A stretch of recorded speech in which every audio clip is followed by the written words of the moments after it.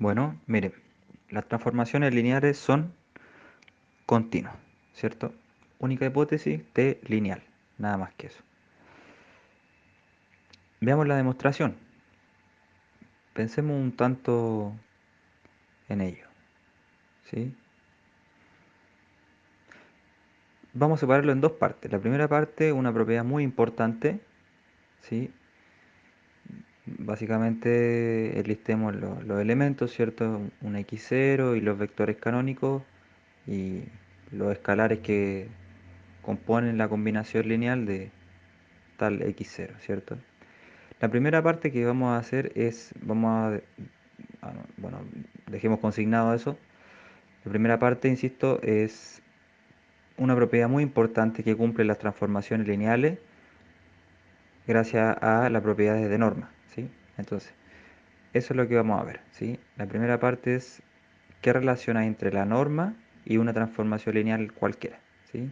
Entonces, bueno, estos son nuestra combinación lineal que se forma, ¿cierto? Para ciertos alfa sub i en R, ¿cierto? Para algunos alfa sub i en R. Si estamos haciendo la definición de los elementos que componen lo que vamos a demostrar, ¿cierto? Bueno, ¿qué es lo que se tiene en términos de transformación lineal? ¿Sí? Se tiene que t de x0, ¿cierto? Es t de, reemplacemos, alfa 1, ¿cierto? De 1 más alfa 2 de 2 más punto, punto, punto, más alfa n e n, ¿cierto? Es igual a alfa 1 por t de e1 más, ¿esto por qué? Porque t es lineal, entonces se separa como suma y como producto escalar, ¿sí? Eso es la propiedad de ser lineal. Bueno, ahora veamos lo que ocurre en términos de norma, ¿sí? La norma de t de x0, ¿cierto? Es igual a la norma de t de lo que ocurre, ¿sí? Lo que significa lo que hicimos recién, ¿cierto?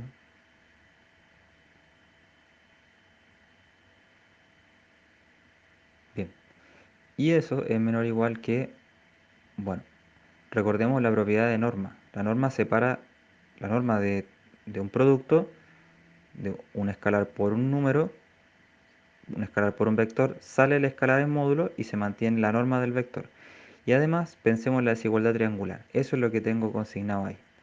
Desigualdad triangular y propiedad del producto de escalar por vector en la norma, ¿sí? Estamos mezclando las dos situaciones.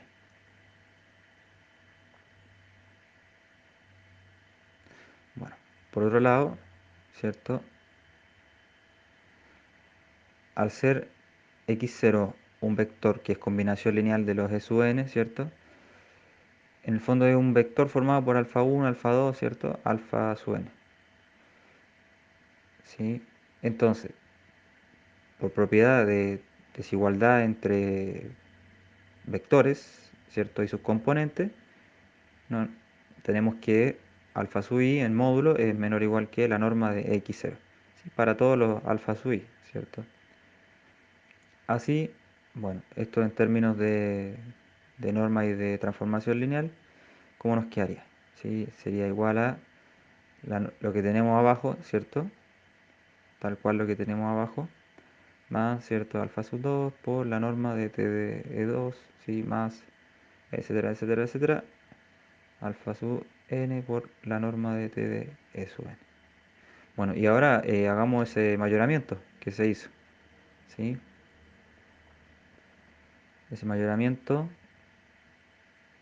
no sé si existe la palabra mayoramiento, esa que es mayor, ¿cierto? El x0 en norma. Bueno, aquí hacemos un lindo factoreo, ¿sí? Norma de t de x1 de 1 más norma de t de 2 más tiqui tiqui ti más norma de t de n. Bien, bueno, borremos un poco. Borrando, borrando, borrando, borrando, borrando, borrando. Llamemos K a esa suma de normas, ¿sí? Sí, porque si no, Así ya no vamos a andar con todo eso escribiéndolo acá rato. Entonces, ¿cierto? La norma de t de x0 va a ser menor o igual que norma de x0 por cierto k. ¿Sí? Muy conciso, muy compacta la desigualdad, perfecto. Ya sabemos quién es ese k. Cuando nos aparezca k, nosotros sabemos quién es ese k. Esto queda entre nosotros, nosotros nomás sabemos quién es ese k. Bueno, entonces, bueno, con eso veamos ahora que t es continuo. Con esa información que ya tenemos, con ese paso previo, vemos que t es continuo. ¿Sí? Es muy importante lo que hicimos. Es de vida o muerte. Bueno, entonces, ¿qué es lo que nos quedaría? Nos quedaría norma, ¿cierto? En efecto, sí, para darle un poquito más de formalismo, nos quedaría norma de t de x, ¿cierto? Estamos viendo la continuidad. T de x menos t de x0. Queremos que t de x menos t de x0 sea menor que epsilon, ¿sí? Ojo con eso. Bueno, eso por definición de transformación es t de x menos x0 y es menor o igual que x menos x0 por cierto k moño. Sabemos quién es ese k moño, ¿cierto? Se obtiene de manera análoga como obtuvimos el k anterior. Bien, recordemos también que nuestro x menos x0 es menor o igual a delta, ¿cierto? Para cierto delta, ¿cierto? Y epsilon es arbitrario, ¿sí? Así que si elegimos delta igual a epsilon sobre k, moño, recientemente exhibido, ¿cierto? Entonces, ¿qué ocurre? ¿Sí? Recordemos que x menos x0 en norma es menor o igual que delta. Entonces esto es menor o igual que norma de x menos x0, ¿cierto? Por nuestro camoño, menor o igual que delta por camoño y finalmente epsilon. Al simplificar eso, ¿cierto? Tan tan, gracias.